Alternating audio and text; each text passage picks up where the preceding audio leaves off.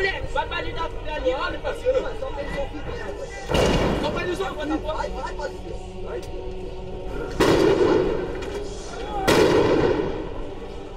Ele tá aqui, ele tá aqui, ele tá aqui!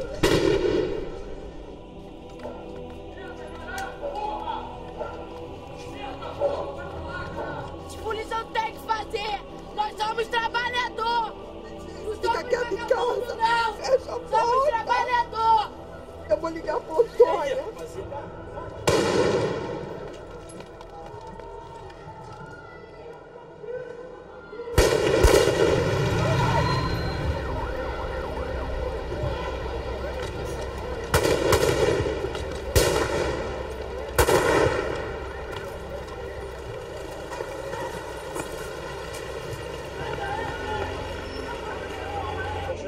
Calma aí.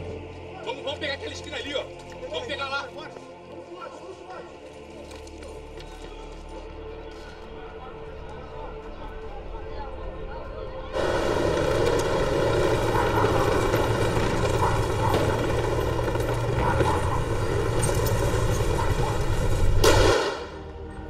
Avança aí, pega. O tiro pegou aqui, mano. Pega o bagulho aqui, o tiro aqui, ó.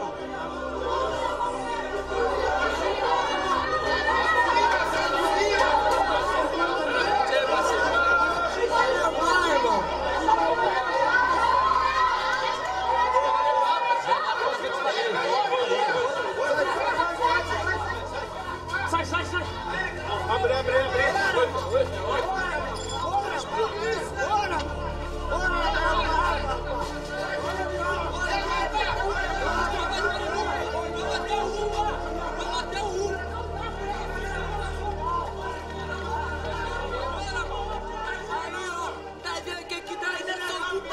Parceiro, já foi várias vítimas. Vai levar, porra, calma, porra.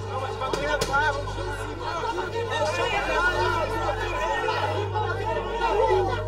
tomando cu.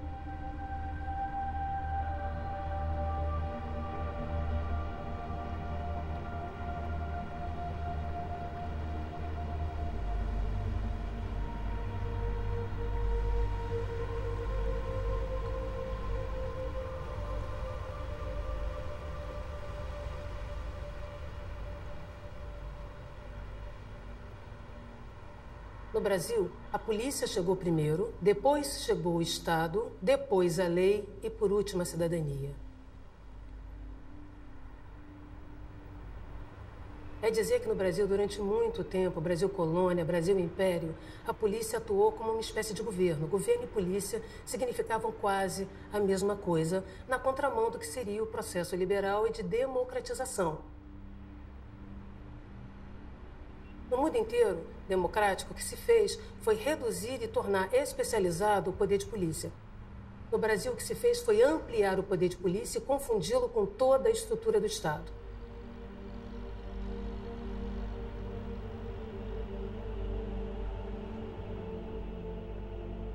tanto a Polícia Civil quanto a Polícia Militar, elas reivindicam uma formação no ano de 1808, que é que quando Dom João VI chega, que a família real chega aqui, né, com toda a aristocracia portuguesa, fugindo das guerras napoleônicas.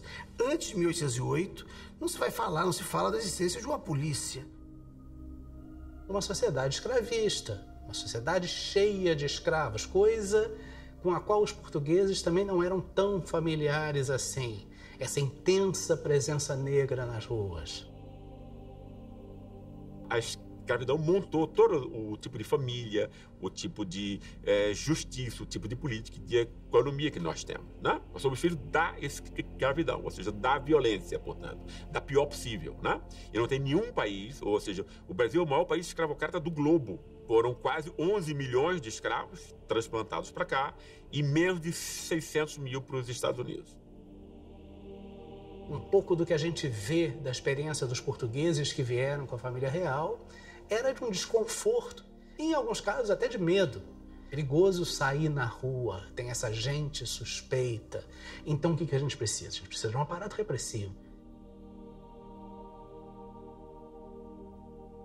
Essa foi a lógica de um liberalismo autoritário brasileiro que entendia que nós, cidadãos comuns, éramos incapazes de nos civilizarmos e que, portanto, precisávamos de lei e ordem. Cada vez leis mais duras, cada vez uma ordem vinda de fora, de cima para baixo. É daí que surge o lema "nós contra eles" e começa o processo de militarização da segurança pública no Brasil. Uma polícia só poderia ser uma boa polícia se ela se afastasse da sociedade, porque a sociedade poderia corroê-la, a sociedade poderia contaminá-la com suas más práticas, com seus maus hábitos. O ódio ao pobre, que é o principal elemento do escravismo, continua vivo entre nós. A gente fala de escravidão, mas não compreende os seus efeitos. O escravo é aquela pessoa que você precisa humilhar para explorar. O nosso pobre é a mesma coisa, né? E que você odeia, porque você teme também. Assim como se temia a revolta dos escravos, se teme também a revolta dos pobres. E a polícia é uma espécie de exército das classes do privilégio contra os pobres. Brutalidade policial não existiria se não houvesse a autorização tácita da sociedade, que se traduz no apoio a governantes que endossam essa política e a comandam. Então, evidente que isso provém da sociedade. Se a nossa sociedade tem visões assim brutais, selvagens, nós vamos colher ações brutais e selvagens.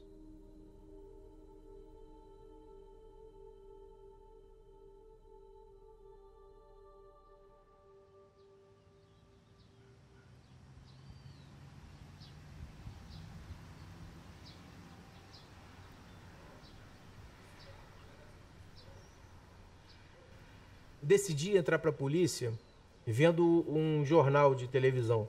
Eu vi uma reportagem sobre o Batalhão de Operações Especiais e uma ação em especial me chamou muito a atenção. Um determinado traficante apareceu no Jornal Nacional dando tiro para o alto na Rocinha. No dia seguinte, um tenente do Batalhão de Operações Especiais, ele subiu a favela, resolveu o problema e fez o mesmo gesto. Claro, não foi um gesto completamente adequado, mas que simbolizou que havia o resgate ali. O resgate da autoridade estava ligado àquela ação. A partir daí eu falei pro meu pai assim, eu quero ser aquele cara dali.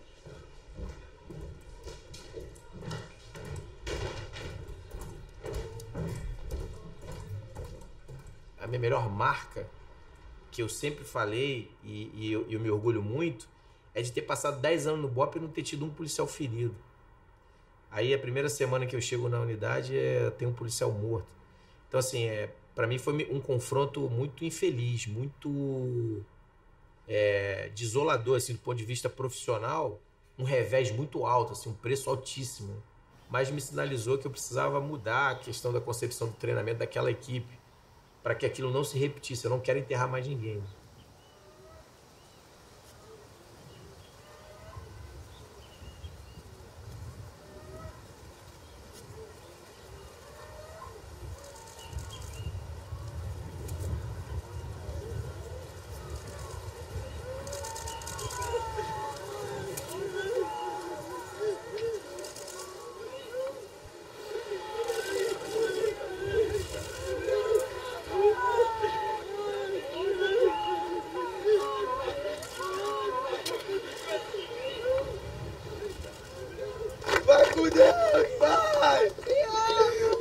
Deus! Já tá com Deus!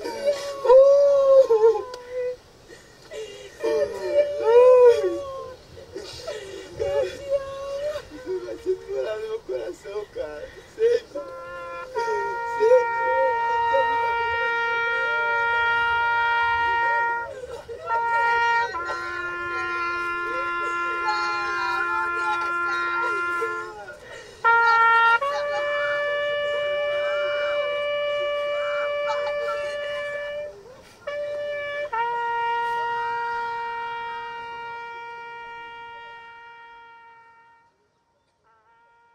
O que se passa pela cabeça de um comandante quando um dos seus comandados, um dos seus filhos, morre? Tem alguma coisa errada. Você precisa consertar isso, sob pena de você frequentar o enterro mais vezes. Em 2015 eu fui a 25 enterros. Você tem uma verdadeira chacina, né, de policiais. Nunca foi tão grande o número de policiais militares mortos em confrontos ou ataques de criminosos no Rio de Janeiro. O policial do BOPE morreu e 2 ficaram feridos em uma emboscada na zona oeste do Rio de Janeiro. Este é mais um capítulo dos confrontos pela disputa de territórios entre traficantes e milicianos. São mais de 90 vítimas desde janeiro. Em média, um policial a cada 2 dias.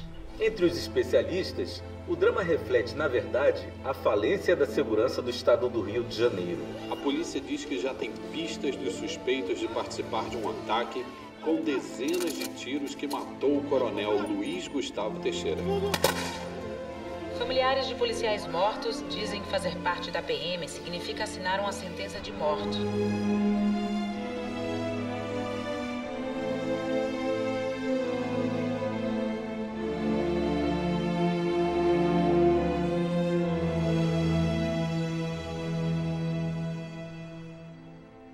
Se um bandido me descobre com a minha carteira, ele me identifica como policial, ele me assassina na hora.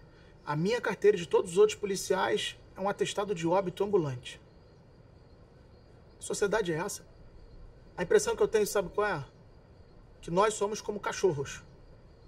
E aí a maluquice que a gente tem é o seguinte: mandam a gente atacar, a gente ataca.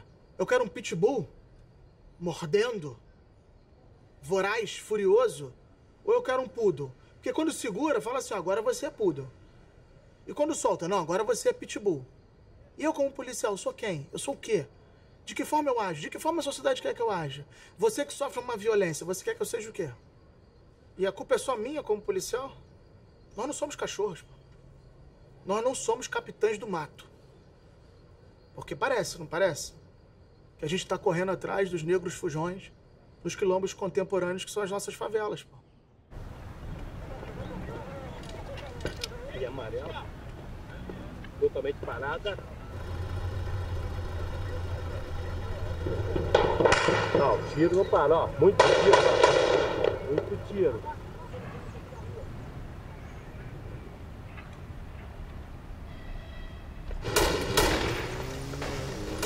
Julgar o trabalho policial é mole. Quero ver ir lá. Quero ver ouvir o barulho do tiro disparado por um moleque de 15 anos na tua direção. Quero ver ter ferimento de bala igual eu tenho.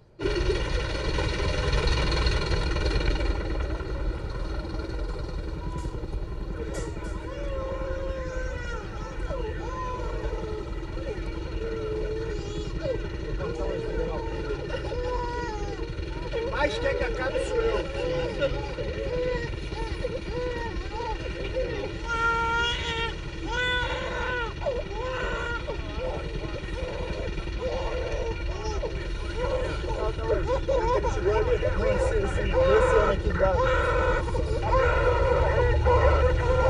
Para muitas pessoas dizem que eu vim de Puliçópolis, né, que é o lugar onde todos os policiais nascem. Eu vim dessa sociedade. Eu estudei numa faculdade X, num colégio W.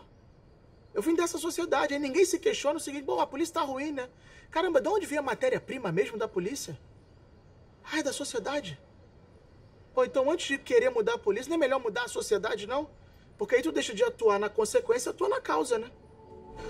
Hoje chegou a 115 o número de policiais mortos este ano no estado do Rio de Janeiro. Foi enterrado hoje à tarde no cemitério e memorial Parque Niterói o policial militar Gilberto Santos Lima. O soldado foi baleado ontem num confronto com bandidos na comunidade de Brejal, em São Gonçalo. Ele tinha 26 anos e estava há 4 na PM. Na abertura dessa edição, a gente disse que são 116 policiais militares mortos este ano no estado. Mas, com o Gilberto, este número já chega a 117. O governador nem sabe que eu existo. Sabe sim que meu marido foi o número 117. Ele tomou um tiro de fuzil, no caso ele estava de colete, mas entrou na costela e saiu no pescoço. Aí morreu na hora. Fatalidade, morreu na hora, não teve tempo de falar nada.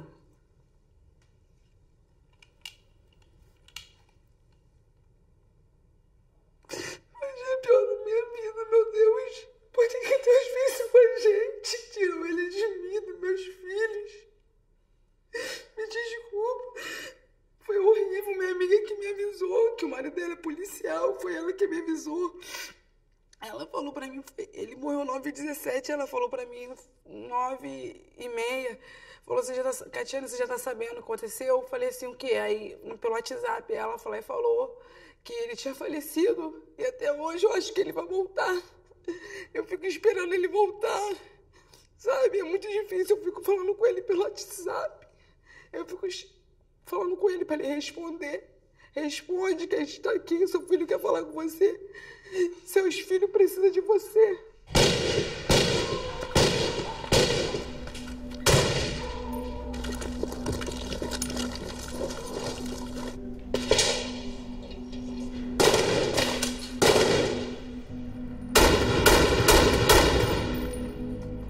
A maior polícia brasileira é a polícia militar, são as polícias militares. E elas são pressionadas a produzir. Elas, entretanto, são proibidas de investigar. Se você não pode investigar, mas tem de prender, você só pode fazê-lo em flagrante delito. Prender e apreender drogas e armas.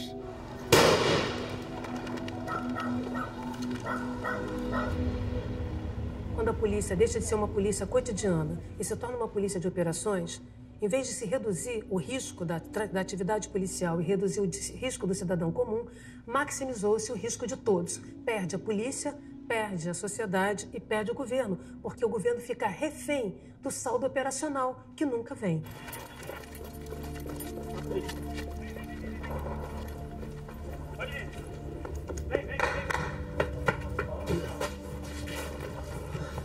Tentando pegar uma equipe por cima. Pensou tudo que sim. Quando a gente conversa com muitos policiais que estão no front, eles também se sentem enxugando gelo. Em situações de guerra, como a nossa, assim, quando a gente pensa em lugares muito conflitantes, até em guerra mesmo, né? A gente vê que os confrontos, eles só ocorrem quando, de fato, você tem inteligência para embasar uma ação, porque senão você está colocando os seus homens na arapuca. Eles vão morrer. Trocar tiro por trocar tiro, eles vão morrer. Se fossem 100 jornalistas, 120 jornalistas, a repercussão era diferente, não era? A vida do policial deve valer diferente, né? E é o mesmo questionamento que a gente deve fazer com os nossos jovens. 60 mil assassinatos no ano, número subestimado em 20%. E tem gente que diz que o Brasil é um país pacífico. Talvez nós sejamos um país passivo. Pacífico a gente não pode ser, pô. Uma quantidade enorme de armas, de homicídios. Eu vejo a multidão de cegos só crescendo, olho na terra. Quer as joias da coroa, força e fronteira se altera. Geral quer ser rei, conspiram pro tempo que não espera. Impérios caem por novos reis, os tempos passam a ser de guerra. Rua sangra, tensão triplica e eu vi camisa com desenho do mundo escrito. Isso aqui de quem se antecipa, eu incorporo Sun Tzu. Bolação vietnamita, eu ama bem que dinamita. Os bucha que desacredita, gritaria, choradeira, tiro, cheiro, desespero. Se entregaram, desistiram, meus irmãos escreveram na calada. Somos ratos, rap é o eco dos poeiros. Gerações nos ouviram que não podia ter rádio, ler os que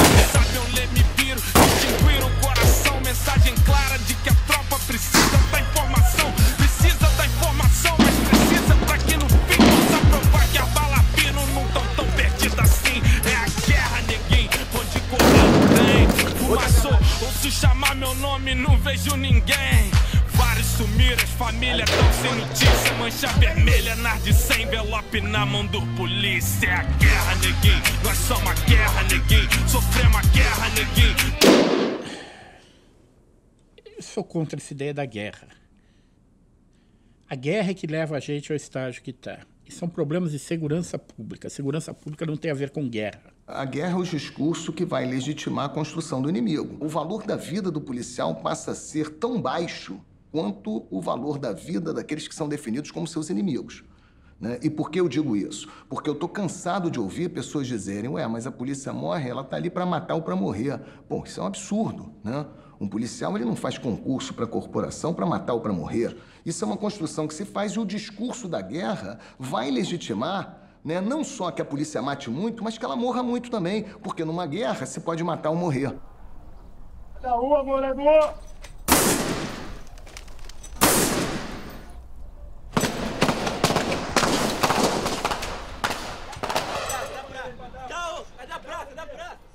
Quando a gente pensa na ótica da intervenção do Estado na favela, através de uma parada chamada guerra às drogas, essa parte guerra, ela tem um recorte desigual, ela tem um recorte racial. Guerra está para as favelas, guerra está para a população preta, guerra está para a população pobre. Drogas estão em todas as cidades, mas guerra tem endereço, tem lugar e tem pessoas específicas que vão viver sobre essa ideia de estar dentro de uma guerra.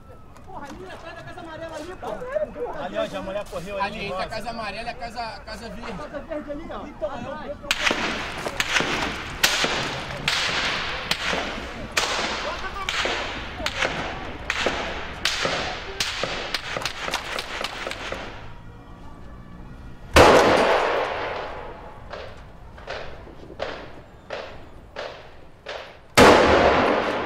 Em matéria de direito penal, o comércio ilícito de entorpecente, ele não é uma atividade violenta. Nunca foi. Ele não é. Onde eu moro, eu não estou preocupado quem está indo no morro tal ou no morro Y comprar droga. Eu não tenho essa preocupação, porque o comércio em si não me ofende. O que me ofende é a arma.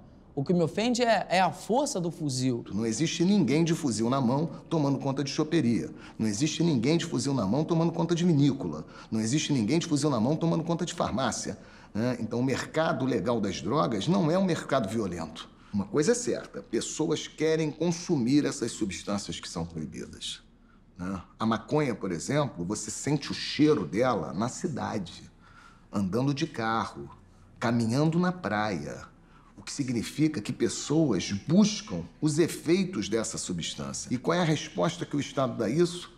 Mais violência, né? Ou seja, a partir do argumento que a disputa desse mercado é feita por grupos armados, o Estado se legitima a reprimir esse comércio, mas não se reprime um desejo, né, com armas. A guerra às drogas em nenhum lugar funcionou. Os Estados Unidos, em 30 anos de guerra às drogas, que gastaram mais de 1 trilhão, não conseguiram sequer diminuir a oferta, porque o preço da droga no varejo, lá no mercado americano, diminuiu. Diminuindo a oferta, então você combatendo a oferta, os preços iam subir e aí o consumo ia cair, porque ia ficar caro demais, né? E a gente vem testando essas estratégias para atingir essa premissa nas últimas 5 décadas. A gente já viu que dá errado, a gente já viu que a gente não conseguiu reduzir o consumo pelo meio dessa forçada redução de oferta, mas a política não evoluiu. Porque há o casamento perverso entre o nosso modelo policial com a lei de drogas, que é absolutamente irracional, é hipócrita, é disfuncional e está servindo fortemente para a criminalização da pobreza. É óbvio que isso não está dando resultado. Quer dizer, do ponto de vista de uma sociedade que se quer igualitária, etc., etc. Do ponto de vista de uma sociedade que quer produzir mais armas, ou que tem interesse, né, por exemplo, em estimular a indústria bélica, aí faz todo sentido, porque realmente produz arma, vão matando gente, aí mais gente vai comprar arma para supostamente se defender, e aí vai matar mais gente, e assim a gente vai. Quer dizer, a gente é o quê? Uma funerária chamada Brasil, uma máquina de extermínio chamada Brasil, um mercado consumidor de armamento pesado chamado Brasil. Se é isso que a gente quer ser como país, a gente está conseguindo com louvor.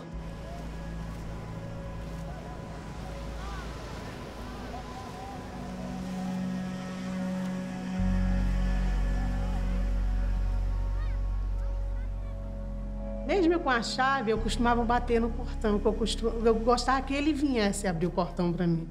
Eu bati no portão e ele não veio. Aí meu filho do meio veio, abriu o portão. Aí eu falei, Kaique, cadê o Felipe? Mãe, o Felipe não vai voltar, Felipe morreu. Aquilo ali foi como se tivesse me matado. O outro garoto, amigo do meu filho, que estava com meu filho, quando olhou, que viu meu filho caído no chão, ele voltou, correu.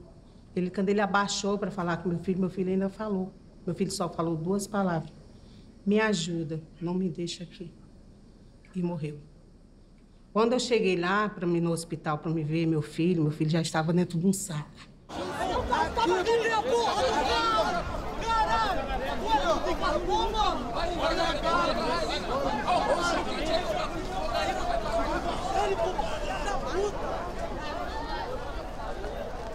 Foi o pior dia da minha vida fugir daquela notícia. Fico só pensando no que aconteceu. Aí eu não durmo. Eu penso tanto nele. Eu penso na hora que ele morreu. Será que ele lembrou de mim? Ele era tão agarrado comigo e eu com ele. Para falar a verdade, eu tomo um remédio que minha comadre comprou desde o dia que meu filho morreu. Sabe assim, aquele remédio que você toma e cai durinho? Eu tomo esse remédio até hoje.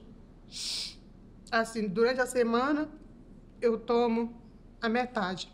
Parto um comprimido e tomo a metade, porque eu sei que ele faz efeito. Aí eu durmo. Final de semana eu tomo um todo, que é pra mim não lembrar de nada. Pra mim não... Quando dá 7, 8 horas da noite eu tomo um todo. Eu durmo. Eu caio na cama e durmo.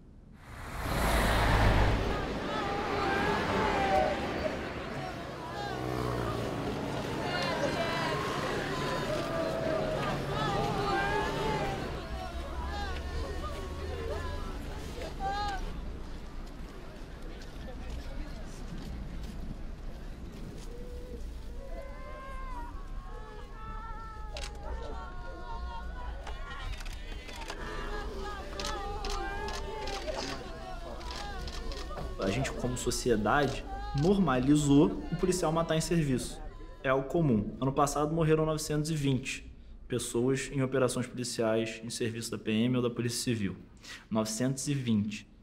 São 3 pessoas que morrem por dia, porque a polícia entra na favela e mata. Não é qualquer lugar da cidade que vão ter balas perdidas circulando. E a quantidade diária de balas perdidas nas periferias, elas não são perdidas. Elas têm endereços. Elas vão encontrar os nossos lares, os nossos corpos, as nossas crianças. Eu vivo numa realidade, eu tenho 4 crianças dentro da favela, onde eu tenho que ensinar essas crianças a se esconder de tiro. Ó, quando dá tiro, a gente tem que ir para a nossa parte da casa, onde tem mais paredes. Ver a polícia no beco não pode correr. Eu me lembro uma entrevista de um idiota qualquer do Departamento de Estado americano, do Pentágono, que falou de umas pessoas que foram mortas durante um tiroteio lá no Iraque. Gente que não tinha nada a ver. Um sujeito estava lá, o outro foi socorrer e acabou levando um tiro também, porque o exército americano continuou atirando, mesmo que o cara não tinha nada a ver com aquilo. Aí ele falou, não, mas o sujeito que vive num local onde tem um monte de terrorista, ele tem que se acostumar com isso. E essa é a teoria de muita gente no Estado. Quando, não, ele mora lá na favela, lá não tem traficante, eu vou fazer o quê? Ele que quer morar lá. Muitas vezes, na nossa realidade, a gente só tem conseguido reunir a nossa juventude em velórios ou enterros.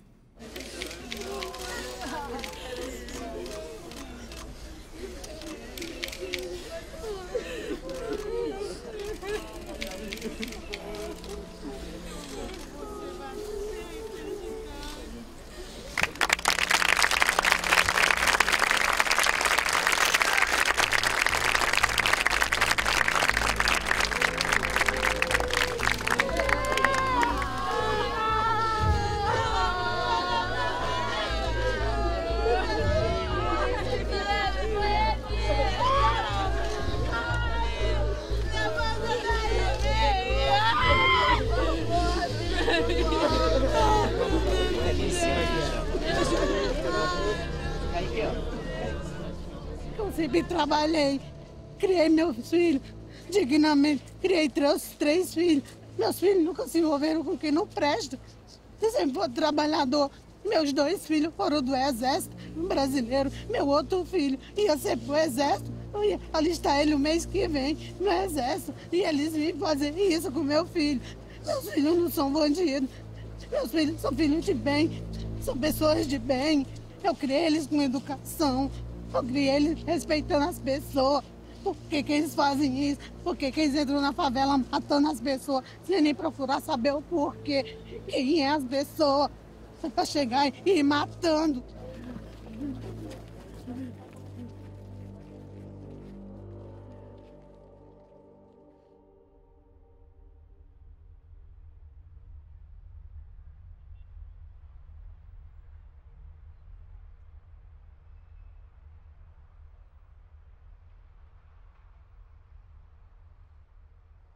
Quando você se vê criança dentro da favela, desde ser obrigado a passar por situações de violência, né?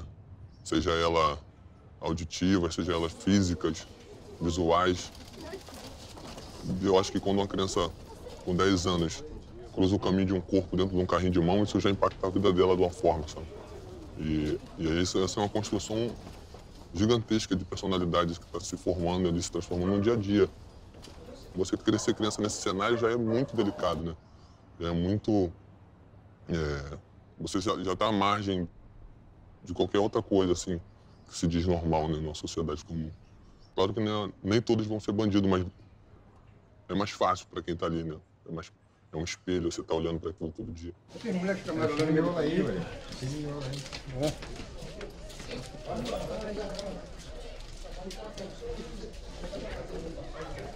Não pisa, Jenny. Vai pisando fora.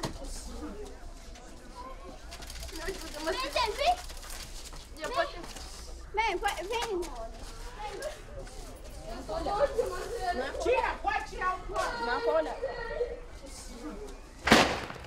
Esse lance de perceber a polícia, de enxergar a polícia na comunidade, que vem bem cedo, de 10 anos de idade, já ser agredido com um tapa na cara com polícia, tô uniformizado pra ir pra escola, sacou?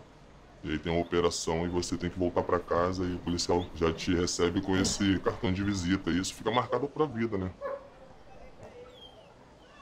E aí essa relação já é de ódio no instantâneo. Quem mora na comunidade tem essa relação de ódio instantâneo, porque o policial acha que todo mundo que mora na comunidade é traficante, é bandido, ou tem envolvimento, ou é familiar. E aí quando eu vou me envolver já era mais por esse sentido desse ódio estar acumulado e eu, de alguma forma, queria desabafar. Na verdade, o tráfico para mim serviu como um desabafo para todo aquele massacre que veio desde criança. Porque essa criança que cresceu ali aos 10 anos viu essa cena, né? Ou foi abordado pela polícia, isso carrega até a sua... Você, de alguma forma, está despejando aquilo ao apertar o gatilho, né? Você está despejando essa coisa. Você está despejando esse ódio, você está despejando esse preconceito, você está despejando a desigualdade. E aí eu me envolvo no tráfico com uns 16 anos, talvez, nesse sentido de devolver, sacou? A cidade é de vocês, mas o morro é nosso. Agora vocês não podem mais me dar um tapa na cara, sacou? Agora eu porto um fuzil igual ao seu e vai ficar difícil. Nós é pouco, mas nós é louco.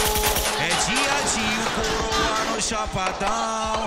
Sabedoria, atitude e tranquilidade. Só porra louca, esse é o bonde do Bin Laden. Nós é pouco, mas nós é louco. É dia a dia, coroa no chapadão. Porque sabedoria, atitude e tranquilidade. Só porra louca, esse é o bonde do Bin Laden. E os boletores tratamos sempre bem, porque nós é o bonde, nós é o bloco, o metrô, nós é o trem, final feliz.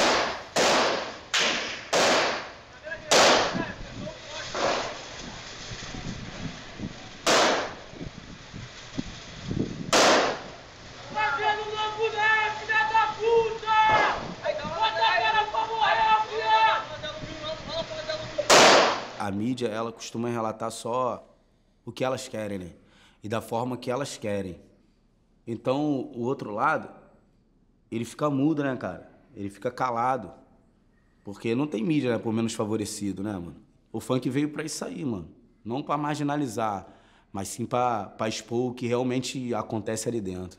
Porque eu não quero falar de violência, mano, mas eu vivo na violência, pô, sacou? E se eu morasse na Barra, eu estaria falando de onda. Se eu morasse na Havaí, eu estaria falando de surf, tá ligado? Se eu morasse dentro do Jardim Botânico, eu estaria falando da floresta, dessas coisas, mas eu moro dentro da Vila Cruzeiro, mano. Onde o aço voa, tá ligado? Onde o poder público ele só entra através da polícia, tá ligado? Ele não entra de forma para mudar realmente a cabeça daquelas pessoas, para realmente saber por que aquelas pessoas não têm uma estrutura. O camarada que não tem instrução nenhuma para fazer a escolha, ele se torna vítima de um sistema. Ele é levado por uma subversão. E aí eu costumo dizer que eu passei por isso. Eu não queria ser o que eu fui, eu não queria viver tudo que eu vivi. Minha mãe e meu pai, por mais simples que eles fossem, mas eles não me fizeram para ser um criminoso, para assaltar como eu assaltei, para usar todo tipo de droga como eu usei, para me prostituir como eu me prostituí.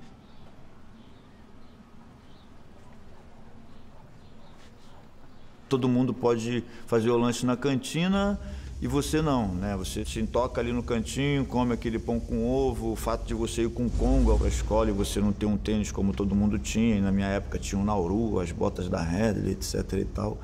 E eu comecei a trabalhar nessa oficina doido para ter o Nauru, para calçar aquele tênis, né? Então, assim, eu era um jovem que eu já estava com a psique corrompida, né? Porque eu tinha que continuar batalhando no desenvolvimento do meu ser, mas eu já estava buscando o ter para afirmar que era. Mas a subversão de uma população, de uma sociedade que não está capacitada para escolher, que não tem instrução, acaba fazendo com que essas pessoas se tornem presas fáceis desse sistema. Por quê? Porque a psique está corrompida, meu irmão. Porque foi colocado lá, entendeu? A parada fica pingando como água na pedra, água não fura a rocha. Então, é desse jeito, entendeu? Então, uma molecada que você que tem bagagem para fazer escolha, a parada tá aí, pô. E quem não tem? É preso por esse anzol e é levado. Mas quando ele bota a cara nessa militância, ele se transforma num dado, numa estatística.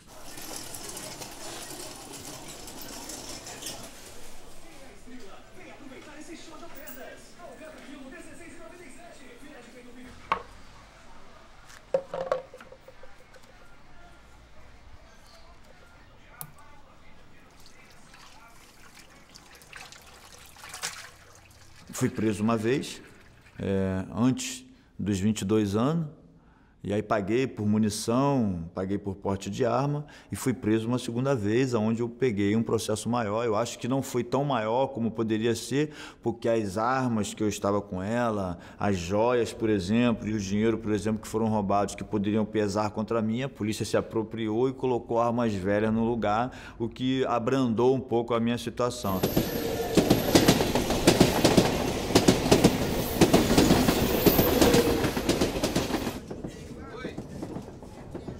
Viver dentro da favela é você ter que viver e conviver com o tráfico. Eu acho que as pessoas se enganam muito quando tem nessa coisa de que as crianças são aliciadas a se envolver com o tráfico. Existem convites, sabe, diretamente. Eu estou te convidando aqui para você fazer parte do tráfico. Não existe esse canal. Você vai chegando porque aquilo é a sua comunidade, são seus amigos de escola, são casas que você jogou bola. São as pessoas que você caiu na porrada muitas das vezes, que você jogou bola de gude, que você fez um monte de parada. São essas pessoas, os traficantes, sabe? Não é uma empresa que tem carteira assinada, você entra, pô, você tem que mandar o currículo e o cara assina a sua carteira. Não é uma parada assim. E aí, para pegar um fuzil, para pegar uma coisa, foi questão de tempo. A violência é uma coisa fascinante. Ela vai te dominando e você, quando você vai perceber, já está tomado pelaquela sensação de adrenalina. Tem tiro, tem gritos, tem fogos, tem bomba. Há silêncio.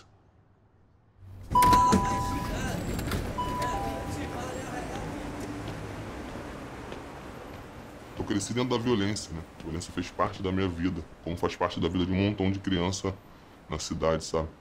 Isso é o que mais deixa a gente preocupado, com a consciência de que não vai acabar em mim, tipo, não acabou na minha história.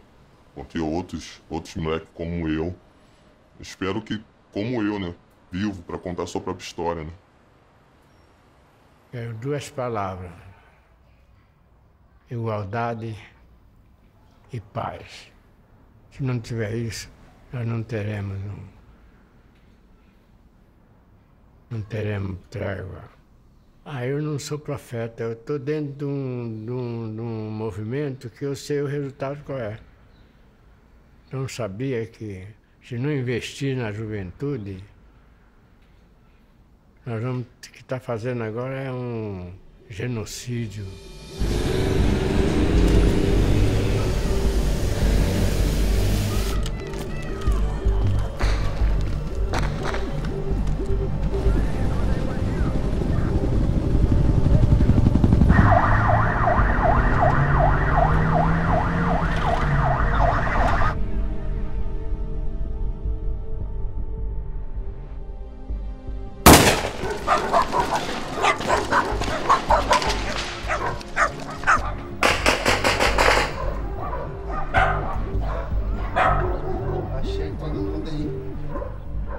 finalidade do meu trabalho é mostrar dentro de uma comunidade o que acontece de fato real durante uma operação policial, durante uma incursão. O que o morador de bem passa e que o policial também passa, entendeu? Às vezes até as pessoas criticam, entendeu? Quem vê a operação, mas não sabe de fato o que acontece. Muitos moradores de bem, quando estão no meio do fogo cruzado, na rua, que as pessoas criticam, pô, tem uma operação em vez de ficar em casa. Realmente, eu também já cansei de falar isso para um morador. Mas minha visão hoje é outra, porque o morador ele já está na rua muitas vezes indo para um trabalho, indo para um comércio, levando um filho para um colégio, e do nada acontece uma operação policial. Então, infelizmente, o morador ele fica no meio do confronto, não é porque ele quis ficar no meio do confronto, é porque ele já estava na cena aí, começou, e o jeito é tentar se abrigar e correr para um lado para o outro desesperado.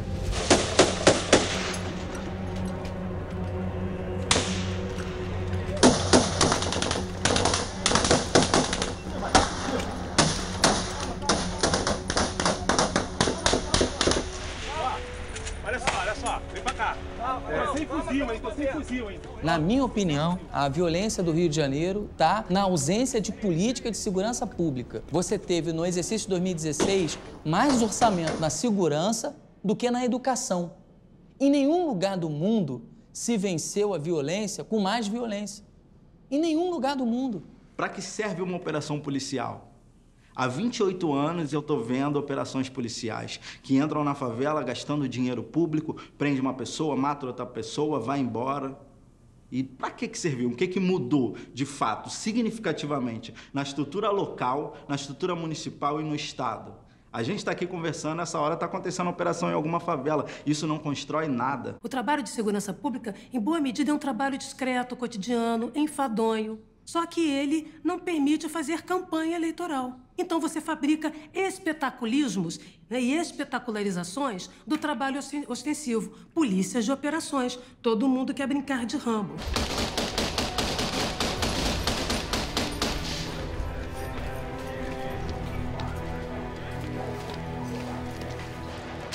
Ó, pegou ali, hein? Ó, baixa aí, tá tranquilo, baixa aí. Papel, não levanta a cabeça, papel. Tá tranquilo, rapaziada.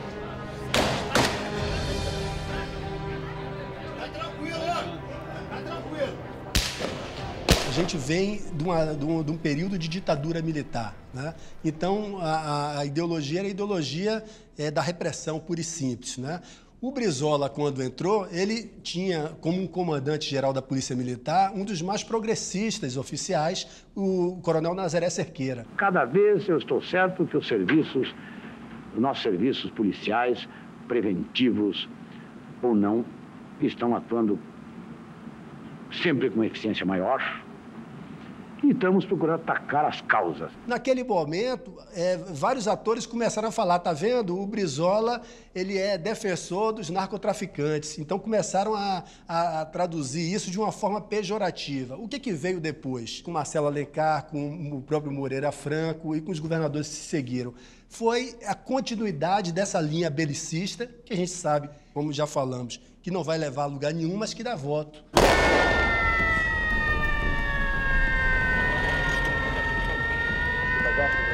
Nós vamos enfrentar os grupos de crime organizado, custe o que custar e doa quem doer.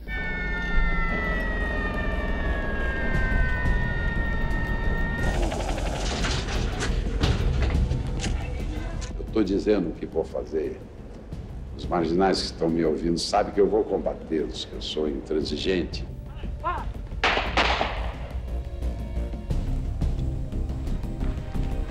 Você vai sentir uma mudança de conceito, né? O policiamento ostensivo vai ser maior, mas nós vamos tombar gradativamente todos os itens da criminalidade.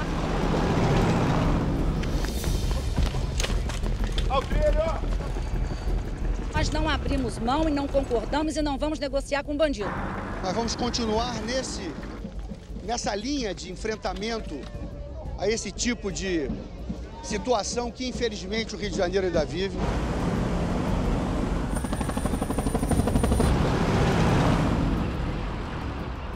E a gente vai cada vez investir mais. Nós estamos com grandes operações previstas, onde a gente vai continuar a combater a criminalidade.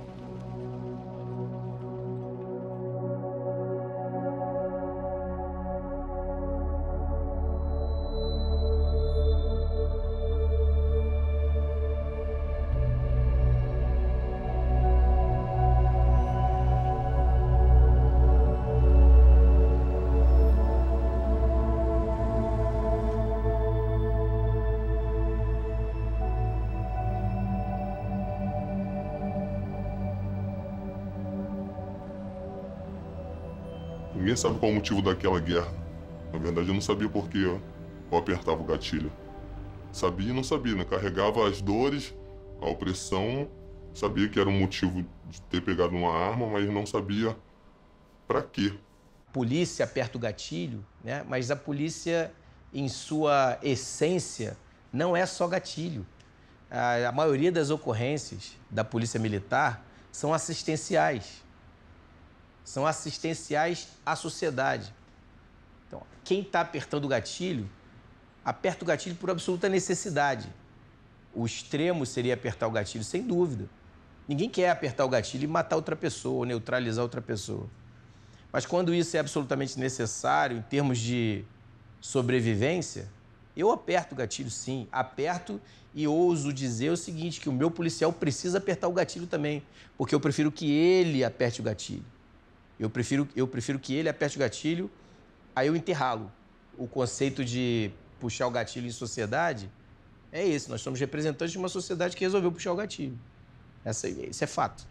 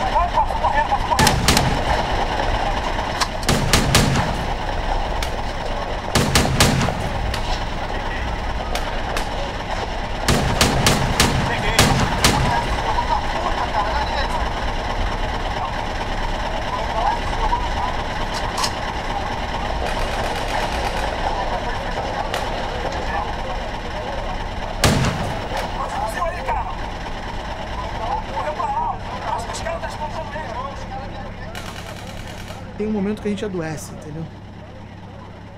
Eu me lembro de estar dentro de blindado, e isso é triste, assim, E dentro do blindado, você chegava numa comunidade e de repente não tinha tiro, né? Não tinha troca de tiro, porque bandido recuava, né? O marginal fazia um movimento, e aí O sentimento que tinha, o meu sentimento pessoal era, porra, tá de sacanagem, meu. Não vai ter tiro hoje, não. Só fui capaz de refletir sobre isso muito tempo depois. O quanto de doente, de adoecido que eu não tava. É como imaginar um médico no hospital público, tranquilo no seu plantão e falar assim, pô, será que não vai ter nenhum acidente de trem aí, não? Pô, tomar, pelo amor de Deus. O cara não pode estar são. E muitos de nós não estamos. As diferentes camadas sociais vivem em bolhas.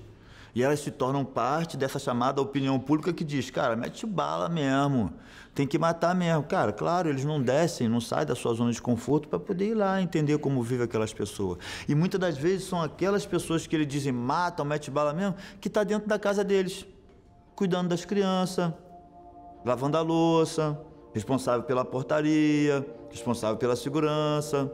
Tá entendendo?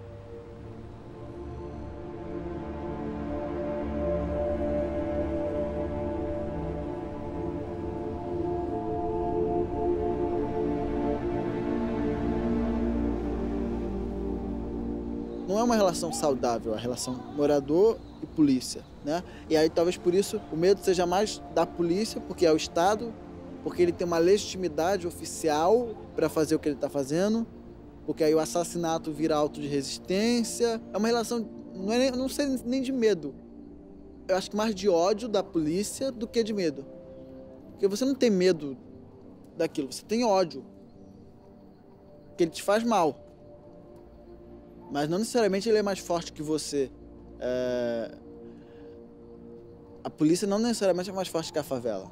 Só que a polícia, ela age nas maneiras que a favela está mais frágil. Ela age como? Na hora que está entrada de aula, entrada das escolas. Aí a polícia vai e faz a operação. E aí começa a fragilizar. E as filhas de morto.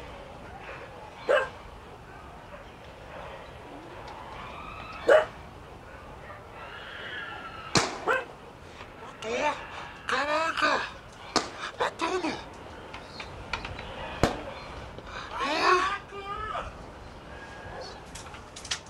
Sai do Felipe daqui do quarto! Como confortar a mãe num momento como esse? Pais idosos e 6 filhos do lado de fora do IML. A filha de número 7 está lá dentro. Ela foi morta ontem na quadra da Escola Municipal Daniel Pisa, em Costa Barros, no subúrbio do Rio. Fazia aula de educação física quando houve um confronto entre polícia e traficantes na porta da escola.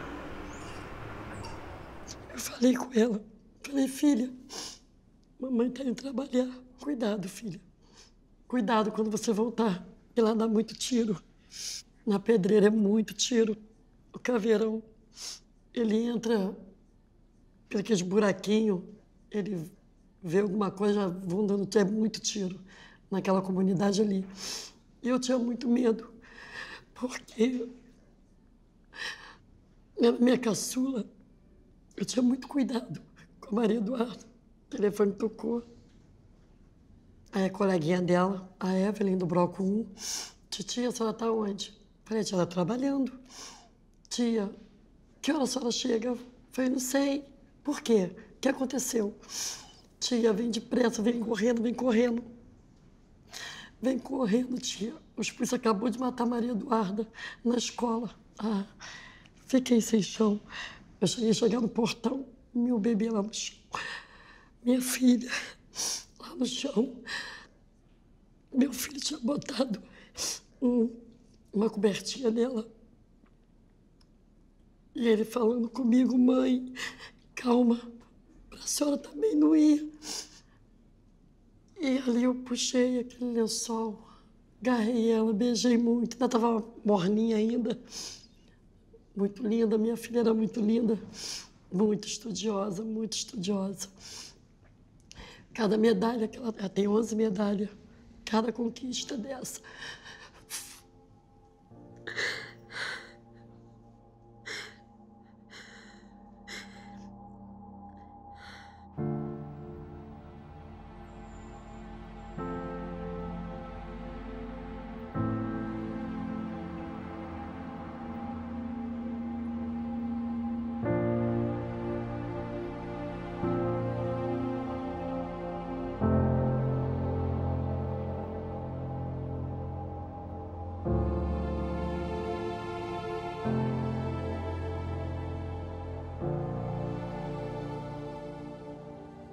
A gente consegue imaginar uma operação policial para enfrentamento ao tráfico em horário escolar em Ipanema?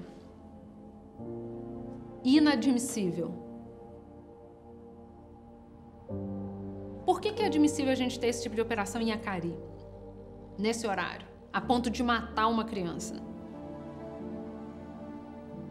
Essas pessoas são descartáveis. Elas moram em lugares que pessoas não importam.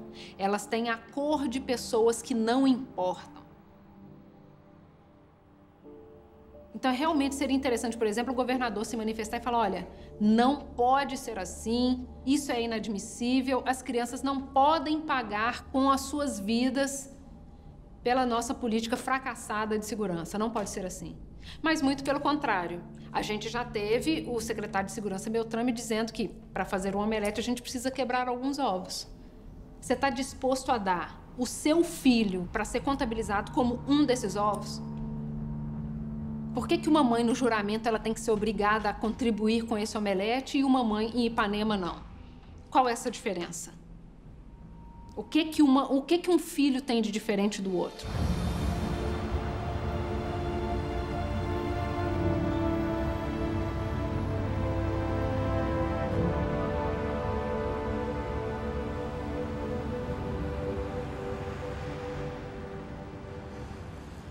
Eu lembro de uma cena assim, a primeira vez que minha mãe me viu de fuzil assim, sabe? Eu estar sentado assim num lugar que a gente costumava ficar, de colete, de fuzil, sabe? Do jeito que eu vivia o meu dia a dia.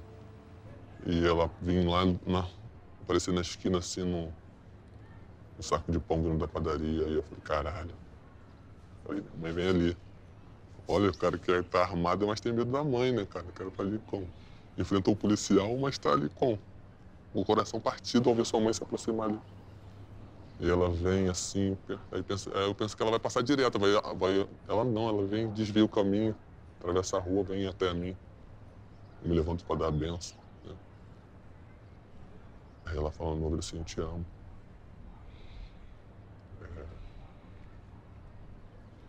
Não importa onde você esteja, nem com o que você esteja. Eu sei quem você é. Umas coisas que... E aí ela sai e eu olho pra trás, tá todo mundo chorando assim. Porque é uma mãe, né? Ela não tá vendo bandido ali, ela tá vendo o filho dela. E hoje como pai, né? Não sei se eu aguentaria essas cenas. Não sei se seria ter estômago pra assistir meu filho ali armado e sem ser perdido, sabe? E aí você passa na cabeça várias coisas. Mãe é foda, né? Mãe é foda. Quando eu atravessei para o outro lado da rua, meu telefone tocou, eu peguei o telefone, aí a diretora da escola do meu caçula, do Wilber. É que o Wilber está aqui aos prantos, porque chegou aqui o menino para dizer que o irmão dele mais velho acabou de levar tiro e morrer. E eles matam o Rafael de joelho, dia 5 de dezembro de 2006, pedindo para não morrer. Ah, como é que você sabe disso? Se você não estava lá, realmente eu não estava. Né? Os colegas que estavam foi que me disse. Quando ele levou o tiro, ele me chamou. E aí, fui pro Salgado Filho, deixei minhas bolsas cair. Quando eu chego lá, eu entro lá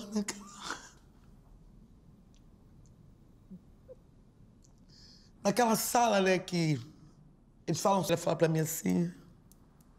É ele aí, ó. É esse aí que é seu filho. No plástico cinza. Dentro de em cima da cama, da maca. Quando eu abri o plástico, ele tava de olho aberto, ele tinha os olhos verdes. Ele era sarará. Ele tava esperando eu fechar o olho dele. Ele morreu de olho aberto. O menino falou, ele morreu. Me chamando. Então, ele, de alguma forma, ele estava esperando que eu chegasse. Aí eu conversei com ele. Perguntei a ele como é que seria a minha vida, a vida dele, a vida dos irmãos. Como é que a gente ia viver dali pra frente. O que a gente ia fazer. Como é que eu ia falar para as outras mães que ser adolescente autodidática, fracional não era o fim do mundo. Que ele podia continuar a viver, a estudar. Eu ficava perguntando essas coisas para ele. Claro que ele não me respondeu. E depois desse enterro, assim, depois de 7 dias, eu me peguei chorando dentro de casa, aí o meu caçula virou para mim e falou assim: mãe, não fica chorando assim. Não fica desse jeito, porque eu sei aonde o Rafael arrumava a arma. Eu vou lá pegar a arma para matar o policial. Isso me enlouqueceu, assim. Aí eu não chorei mais. Meu filho passou para uma universidade federal para ciências sociais, mas trancou a matrícula, fez concurso para PM e entrou para PM, para soldado. Ele foi morto no dia 17, de julho, um dia chuvoso, de um sábado, faltando menos de 30 minutos para ele entregar o plantão. Quando 4 jovens, mais ou menos da mesma idade dele, resolveram que aquele dia seria o último dia de vida do meu filho. Os 2 PMs estavam dentro do carro nesta esquina. Não tiveram tempo de reagir. Foram atacados por 4 homens. Morreram na hora. No local ficaram as marcas de tiros numa árvore e cacos de vidro no chão. Os bandidos fugiram levando as armas dos PMs. Os soldados de 21 e 29 anos eram do batalhão da Tijuca. Eu não sei nem como qualificar essa operação. O nome da Operação Visibilidade, que consistia de botar 2 pessoas, 2 policiais, que são pessoas, e infelizmente pouca gente encara como sendo 2 seres humanos, uma situação de risco, baseada num determinado local, para esperar a morte. Foi isso que aconteceu, foi isso que fizeram com meu filho, foi isso que aconteceu com meu filho. O único servidor público que pode morrer todo dia, que tem isso no seu currículo, é o policial. É o preto, é o pobre que foi botado para combater os seus iguais naquele espaço. Então não tem uma discussão de segurança pública, tem exploração de violência das favelas, das periferias, nos vendendo como inimigos para lucrar com o nosso sangue. A sociedade como um todo precisa repensar o que ela quer da polícia. Ela quer massa crítica, ela quer uma polícia enganjada, ela quer uma polícia forte, ou quer uma polícia fraca, uma polícia dividida, uma polícia sem caráter, uma polícia sem respaldo. E a polícia enfraquecida no canto é tudo que as oligarquias querem, porque uma polícia capaz de prendê-la é nefasta. Uma polícia que pensa não é o que eles querem. Eles querem a polícia no lugar da polícia, no gueto, no morro. Quando eu assisto Tropa de Elite e eu elejo o Capitão Nascimento como herói, eu tô dizendo que tipo de polícia eu quero. E aí como é que eu vou fazer o policial acreditar em outra coisa? Que ele acredita que aquele ali é o caminho. O Capitão Nascimento no filme, ele é um assassino, torturador. A sociedade levantou no cinema e aplaudiu isso. Mas como desejar uma atitude policial diferente dessa se a gente tem esse contexto estabelecido? O poder público sabe quem ele está matando. Vale a pena? Essa é a questão. Porque tem gente que acha que vale.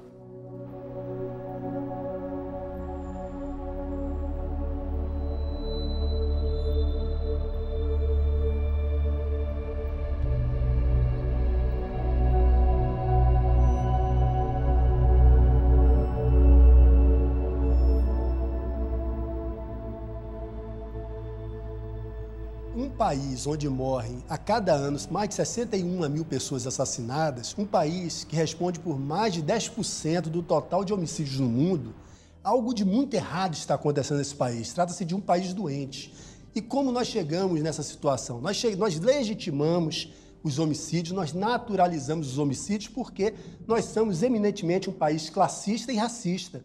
Então, há uma ideia, é o seguinte: como as pessoas estão com medo, começaram a criar essa ideologia de bandido bom e bandido morto.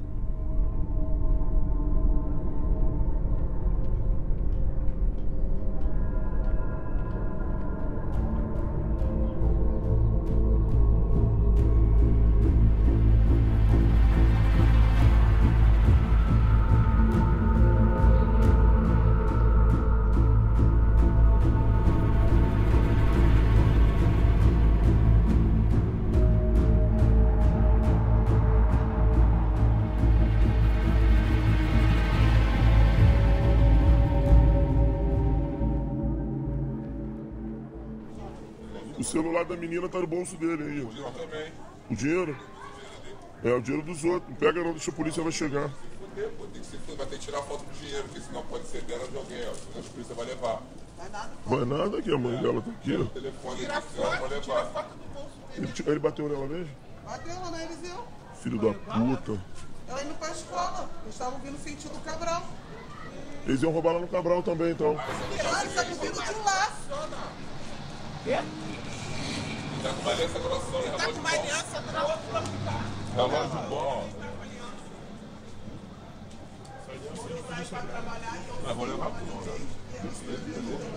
tudo. Celular aí. O vingador não quer paz social. O justiceiro não quer paz social. O justiceiro quer vingar um fato que aconteceu. E, em geral, cometendo outro fato, outro crime. Ele viu um crime com crime. A justiça não comete crimes. Entendeu? Houve um erro no nosso estado, no nosso município, há 2 décadas atrás, ou 3 décadas talvez, quando a gente acreditou que algumas pessoas poderiam ser nossos heróis, né? Poderiam fazer o que o Estado não fazia, que era combater o tráfico, que era muito grande naquela época já, mas não como hoje. E essas pessoas, então, viraram heróis, alguns foram candidatos, foram eleitos, deputados, vereadores, né? E hoje, né, a gente conhece como milicianos, suas milícias, né? Em 1992, o então candidato a prefeito e depois prefeito da cidade do Rio de Janeiro, se referindo a essa organização, essas organizações privadas, ele chegou a nominá-las de autodefesa comunitária. Né? Aquilo que se chamou, num dado momento, no Rio de Janeiro, o prefeito da cidade, César Maia, chamou de autodefesa comunitária, nada mais é do que o que nós hoje chamamos de milícia. A comunidade Batomuxa, em Jacarepaguá, na zona oeste da cidade, amanheceu tomada por bandidos armados com fuzis, todos milicianos, que disputam o território agora dominado por traficantes. A Polícia Civil investiga se PMs participaram da invasão ou se alguns bandidos vestiam fardas falsas. E a milícia hoje, que antigamente era a solução, hoje talvez seja o maior problema do nosso estado. Talvez maior que o tráfico. A milícia é uma coisa terrível. E me assusta um pouco eu ver muita gente achando ainda que os milicianos podem ser a solução. Entra num ciclo que eles estão com medo de tudo, então eles querem uma solução forte, eles querem um paizão para resolver o problema. Certo? E aí eles apoiam qualquer solução dessas aí de linha dura, porque acreditam que isto vai resolver o problema. E todo mundo apoia isso até matarem um sujeito, vizinho, um parente. As pessoas sentem muito medo e no seu limite elas sentem pânico. No adoecimento, síndrome do pânico e outras doenças, né? O problema do medo é que o medo não faz laço social. Quando a pessoa está com medo, ela só protege ela. Ela está muito preocupada em proteger-se, proteger outras pessoas que estão por perto, se ela conseguir, né? Mas ela se encolhe. E talvez a cidadania dela também se encolha nessa história. O medo pode ser usado para fins políticos. O medo pode ser ou subestimado ou superestimado, criando um cenário que não necessariamente é verdadeiro, né? Essa é uma primeira emoção. A outra seria a raiva. A raiva é, que eu digo, ela, em sua perturbação maior, o ódio, né? Ela sempre vai buscar uma saída destrutiva. Alguém tem que morrer, algo tem que ser destruído. Mas quando eu quero votar em alguém que quer matar, né, eu não digo eu quero matar, porque pessoas legais, bacanas, religiosas, não dizem isso. Mas é isso que você quer matar. Em verdade, no ato civil em que isso pode se produzir, você foi lá e votou dizendo isso. Mas isso é muito difícil de ser confrontado com a minha ideia de pessoa legal. Eles não veem que essa mentalidade que eles exaltam é que amola a faca que alguém passa em alguém, né? É que calibra a arma que o outro atira, né? Eu não estou justificando o ato do outro, até porque não é possível prender uma mentalidade, é possível prender uma pessoa. Perdeu! Ó, deita no chão! Deita no chão. Fica aí. Se levantar, vai tomar, hein? Mão na cabeça.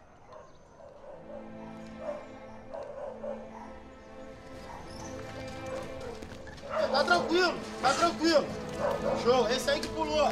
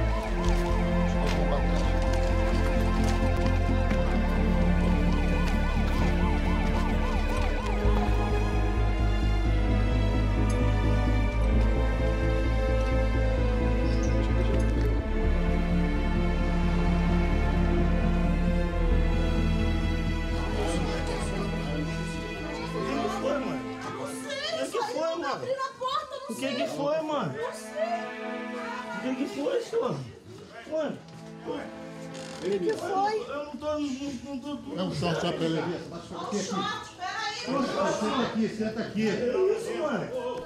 Ô, mãe, mãe, não vou aguentar não, mãe. Eu tô tudo bem, mãe. Mãe, eu tô tudo bem comigo, mãe. Pega lá a roupa dele lá. Mãe, tô tudo bem comigo, mãe. Caraca, mãe. O senhor... Tá tranquilo, pai. Olha só, presta atenção. Presta atenção. Eu tô indo no foco certinho. Presta atenção. Vou escutar isso. Sem palhaçada, devagarinho. Não tô de palhaçada, não. Então, tu tá fazendo escândalo por quê? Sem escândalo, valeu? Eu não tô com escândalo. Então deixa de escândalo também. Deixa ela ali. Pra que ela vai ficar aqui? Vai te dar mamar agora, pô? Vai levar um advogado. Vai levar. Confia em Deus. Confia? Eu confio, mano. Então crê. Mas a senhora não tá vendo. Tudo isso, a primeira vez fizeram, tu não confiou em Deus. Então confia em Deus, põe a tua vida na mão de Deus, que Ele vai julgar de novo. Você tá entendendo? Também te amo, tá? Vamos do filho.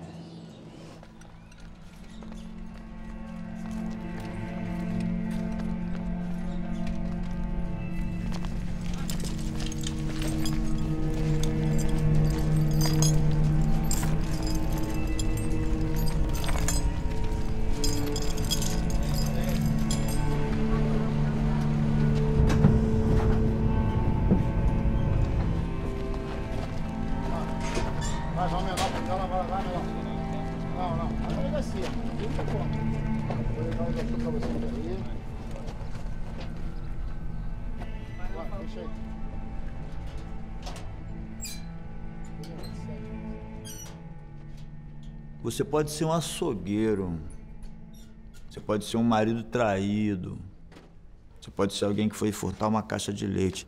Entrou no sistema, você pode sair o cara da informalidade. Se você não entrar no processo que eu entrei de conflito consigo mesmo para poder fugir daquilo. É fácil? Não, não é fácil, mas é possível. É possível retomar a estaca zero, aceitar o seu limite e batalhar para a eliminação desses limites, entendeu? Então, acho que é um pouco disso. As experiências que eu vi dentro do sistema me deixam claramente que o sistema não ressocializa. Eu vejo o sistema hoje como uma fábrica de pessoas que vão agir de maneira primitiva pós-sistema. Então, eu tinha leitura dentro do sistema, dentro daquela limitação. Quando eu estava lendo, eu estava fora do cárcere, né? Porque era, assim, pode prender o corpo. Mas eu saía, eu conseguia transpor aquelas grades através da leitura. Então, essa experiência, cara, assim, pô, me trouxe uma série de nutrientes que me faltou, né? Que era para ser oferecido pelo Estado formal, o Estado de Direito, né? E que eu aprendi de uma outra forma e que me transformou na pessoa que eu sou hoje, que me deixa um pouco triste, revoltado com esse sistema que faz a manutenção dessa miséria. Tudo é prisão. Tudo se resolve com a prisão. Nós sabemos, por experiência própria e pelos dados estatísticos, que um país com quase 700 mil presos continua em estado de violência permanente, logo, a prisão não resolve a situação da violência. Aí, isso aqui até eu morrer tá machucado todo, ó, fundado. Estou carimbado, que nem marca de boi, a boiada, né? Williams foi preso de 1962, né? Passou quase toda a vida no sistema penitenciário, entre algumas fugas que ele fez. Quando ele saiu em 2006, o Williams estava cumprindo 39 anos de cadeia. Com mais o tempo de tornozeleira no regime aberto, ele chega esse ano a 50 anos de cadeia cumprida, né? Mais da metade da vida dele, que está com 75, né, passou no cárcere. É uma caixa cheia de juventude perdida. E aí você pensa, como é que esse cara pode ser produtivo quando voltar? O preso tem que estudar, o preso tem que trabalhar, o preso tem que se preparar para voltar a esse convívio social. Ele tem família. O preso é bumerangue.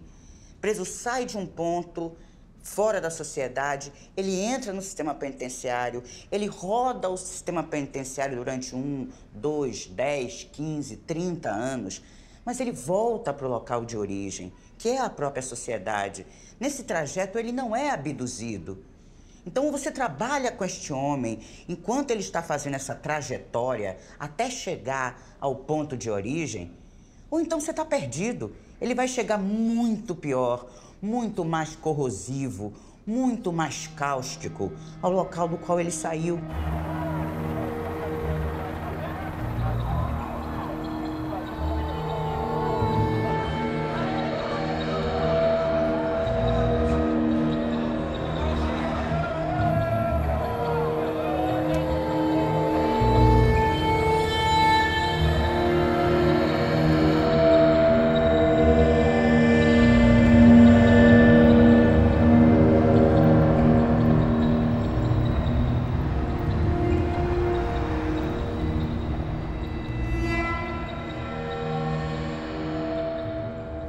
No sistema federal custa cerca de 40 mil reais, no sistema estadual custa cerca de 23 mil reais por ano. Quando a gente vai olhar ensino médio, um jovem no ensino médio custa cerca de 2.300 reais por ano. Começar essa disputa jovem a jovem é tão mais barato, mais fácil do que só ficar construindo vaga em presídio, né? E é dizer, queremos sim que as pessoas certas estejam presas, mas a gente não quer uma sociedade que a única resposta seja a prisão, seja o aumento de pena. A sociedade brasileira é tão desigual, o racismo estrutural é tão profundo, que esse problema continua a ser visto, sobretudo, como um problema do outro. Visto pelas autoridades que representam as elites, as camadas médias, esse é o problema do outro. É um problema, sobretudo, das periferias, das favelas, e dos mais pobres, é um problema dos territórios vulneráveis. A não ser quando a bala perdida, entre aspas, atravessa as fronteiras, rompe os limites e atinge a classe média. Eu preciso deixar de olhar para o outro como meu inimigo. Que inimigo ele é? Que sonhos ele sabe que eu tenho? Que sonhos? Ele conhece os meus sonhos? Eu conheço os sonhos dele? Então como é que a gente é inimigo? E a pergunta que a gente precisa voltar a fazer, eu já faço essa pergunta há muitos anos, é quem é que está ganhando? Porque não são os meninos que estão na favela. Andando de chinelo, descalço, comendo quentinha, comeram da facção rival, comeram da própria facção, comeram do policial corrupto, do policial honesto. Está ganhando o quê? O policial está ganhando? Mas alguém deve estar ganhando. O mercado do tráfico ilícito entorpecente no Rio de Janeiro movimenta o mercado de arma e munição, que é um mercado que ninguém enfrenta no mundo. Existe o mercado paralelo, a venda da segurança, a venda de seguros, a venda de armas. Vamos acabar por quê? Se ele alimenta outros mercados paralelos. Existe um lobby poderosíssimo da indústria armamentista que financia vários deputados, vários congressistas, vários senadores que vão sempre repetir aquela ladainha, dizer o seguinte: temos que ter segurança, o cidadão de bem tem que ter segurança porque o Estado não consegue resolver. Se o Estado faz acordo com a JBS, por que o Estado não pode fazer com o crime para regular? O comércio ilícito entorpecente, ele é real, ele não é uma fantasia da minha cabeça. Ele movimenta milhões. Se é bom ou ruim, eu não sei. Eu só sei que pior que está não pode ficar. Há um acordo com o tráfico de droga e reconhecer a falência do Estado. O que precisa acontecer para a gente reconhecer a falência do Estado? Olha, vamos se entregar, vai acontecer isso, entregue as armas, vai ter redução de pena, quem entregar a arma, quem se entregar vai passar por isso. Ah, o que eles vão querer em troca? Eu não sei. Ninguém nunca se propôs de forma oficial a falar. Ninguém nunca se propôs de forma oficial de dar uma oportunidade para essas pessoas falarem. Vamos tentar. Por que não? Ah, porque não pode falar isso politicamente correto. Vamos fazer isso por debaixo dos panos? Não, faz as claras. Faz as claras. O presidente da Colômbia não foi prêmio Nobel? Ah, mas lá é diferente. Diferente no quê?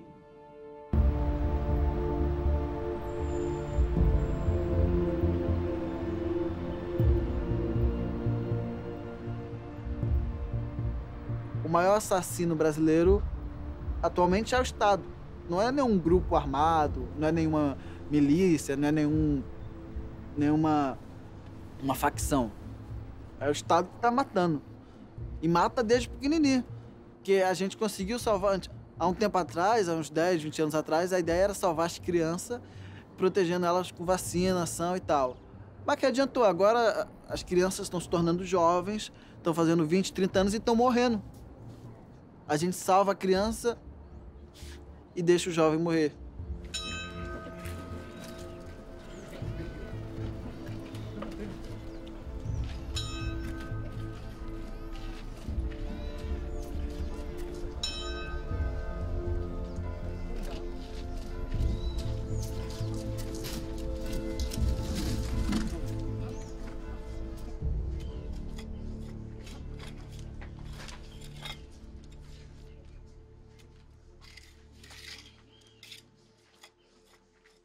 A gente vai a algum lugar quando a gente conseguir mudar o imaginário da favela como inimiga.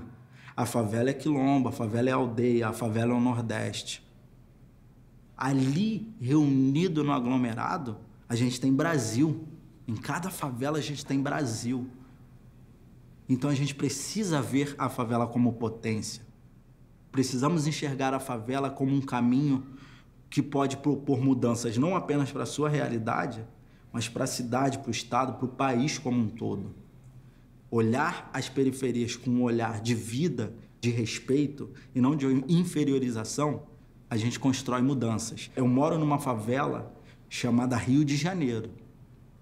Porque quando você faz uma ótica geral, o Rio de Janeiro é uma grande favela, uma grande periferia. O Brasil é uma grande periferia. Então não pode se declarar guerra a um espaço que é a representação, a significância do lugar onde a gente vive. Se a gente conseguir multiplicar essa ideia na sociedade, aí a gente tem um caminho de fato. Enquanto não, a gente está estagnado e morrendo.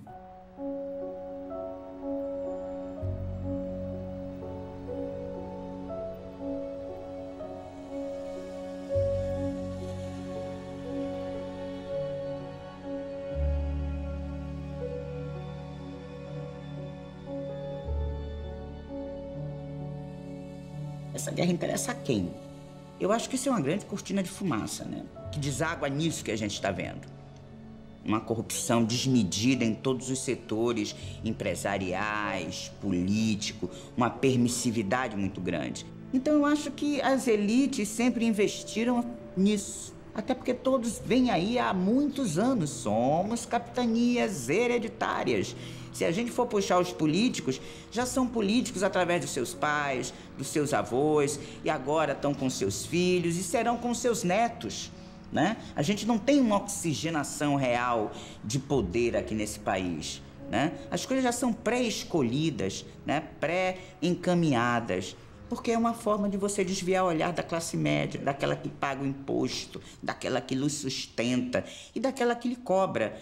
Porque não é você que está roubando, é aquele neguinho ali, ó, aquele neguinho lá da favela que a gente precisa dizimar, que eu não estou tendo pé para dar conta de tudo que ele está fazendo de ruim.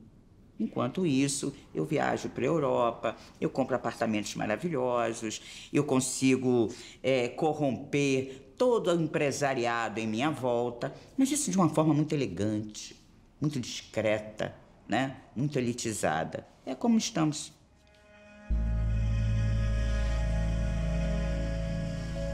Eu acredito que nós temos os ingredientes capazes de mudar a nossa sociedade. E nós, do Judiciário, temos uma responsabilidade muito grande, porque nós acabamos tomando o partido daqueles que são o poder, os poderosos.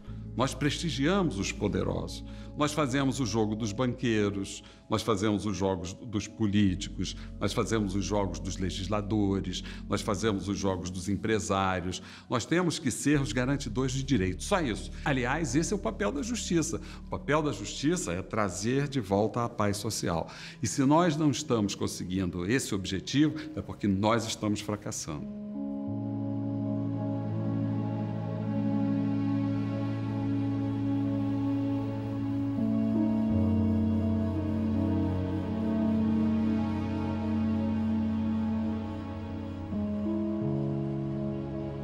A agenda de redução dos homicídios, ela é a agenda mais urgente do Brasil há alguns anos.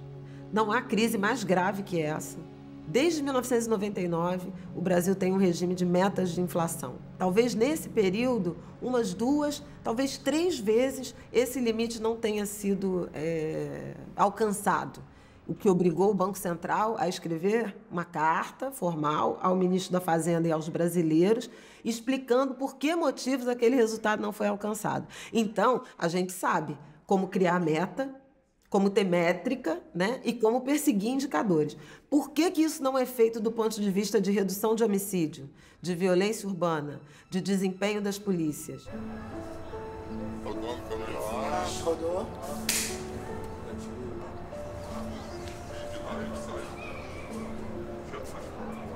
Tá no 2 também. Tá. Foi take 6. Take 7. Até esse tempo chegar da gente se reconhecer no outro, a gente vai continuar se matando. A gente vai continuar colidindo as ideias, se afastando das coisas que realmente importam. Que é esse lugar do diálogo, que é esse lugar do debate. Sabe? Acho que isso só acaba quando a gente se reconhece parte disso, parte da violência, multiplicadores dela. Porque a gente está sempre falando na terceira pessoa, na segunda, nunca na primeira, né? Nunca eu.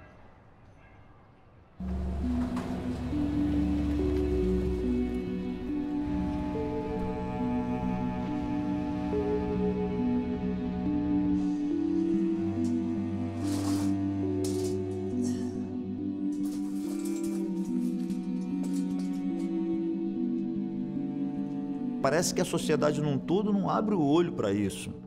Não consegue compreender isso, que existe alguém marionetando e gerando criminosos, gerando pessoas violentas e, ao mesmo tempo, gerando um outro braço para combater aquela violência, colocando uma parte da sociedade no meio como vítima. A gente é colocado um contra o outro. O que a gente quer, independente de cor, de classe, é a mesma coisa.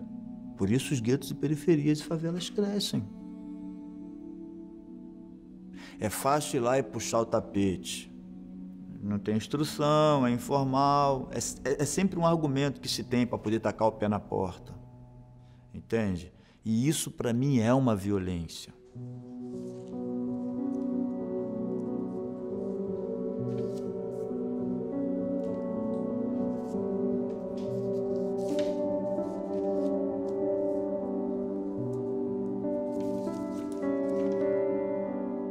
As pessoas querem do serviço público, e nós somos serviço público, elas querem o que elas pagam.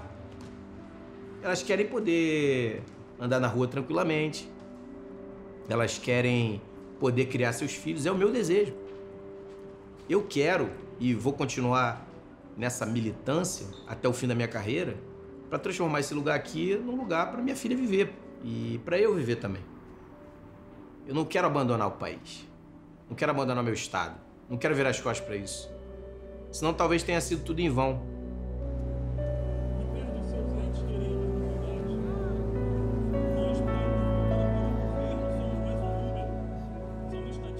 Esses que detêm a caneta matam muito mais do que quem matou meu filho. A ficha criminal dele eu não conheço. Mas com certeza, esses senhores matam todo dia em fila de hospital. em casa de fome. E carregam tudo, carregam sonhos, carregam esperança, carregam vidas, carregam tudo.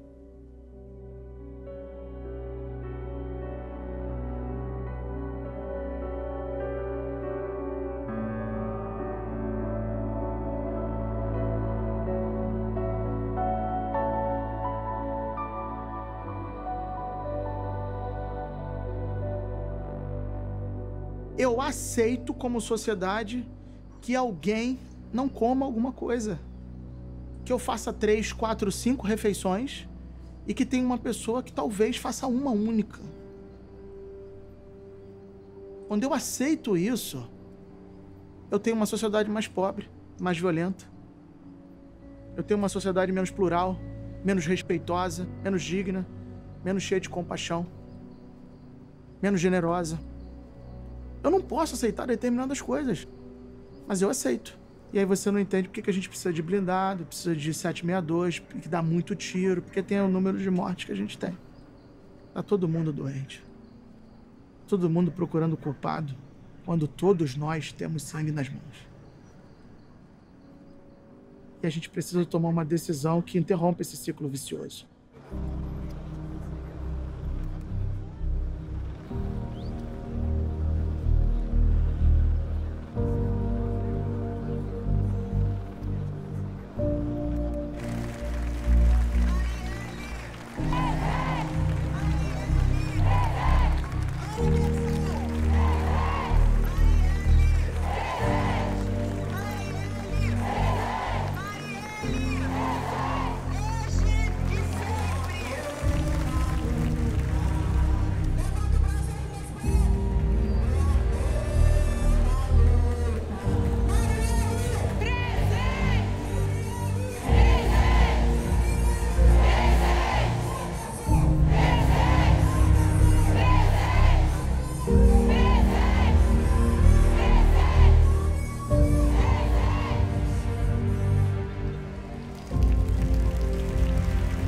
Quando eu consegui entender que o meu inimigo não era eu própria, ou não era o meu vizinho do lado, ou o policial que bateu nele, entendeu? Que é muito maior, é um sistema, é uma cultura, que o policial que matou cada filho nosso, ele é responsável, sim. Só que atrás dele tem um mando. Atrás dele tem algo muito maior. Que ele tem que ser responsabilizado, mas mais responsabilizado que ele, tem que ser quem manda nele. Tem que ser quem controla ele. Eu tenho certeza que eu não vou viver para ver, de fato, o que eu almejo ver. É eles não matando da forma que eles matam. Eu não aguento mais ver a forma que eles fazem. Para tirar, tirando os nossos filhos da gente com a desculpa da justiça. Eles estão fazendo justiça. Que justiça que eles fizeram comigo? Ou fazem com outras mulheres? Tirando os nossos filhos. Que justiça é essa?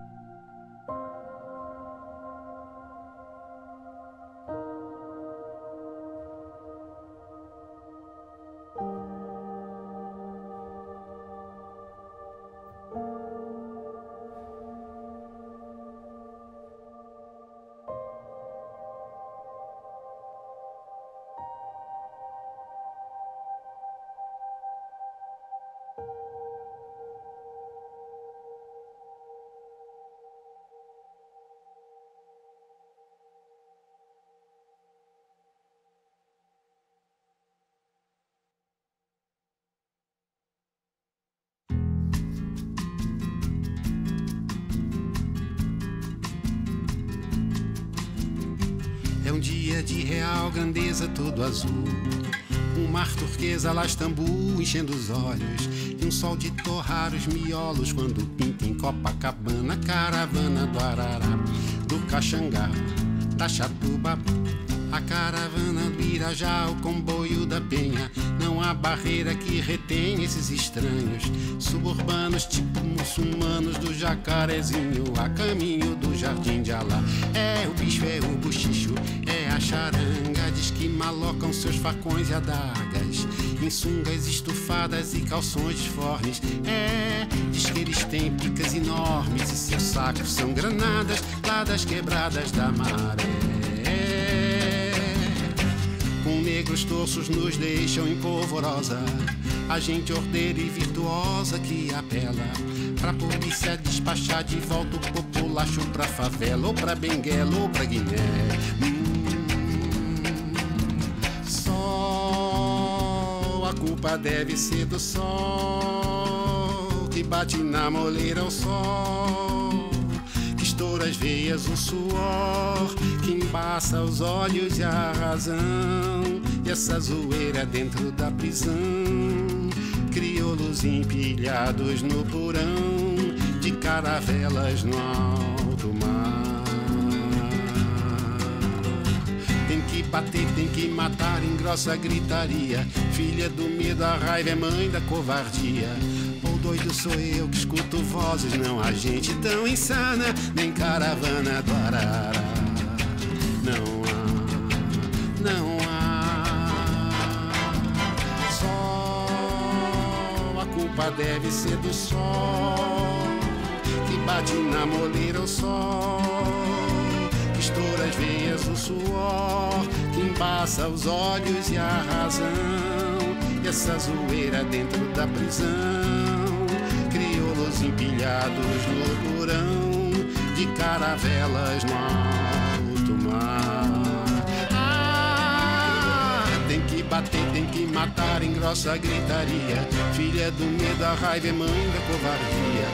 Ou doido sou eu que escuto vozes, não há gente tão insana, nem caravana, nem caravana.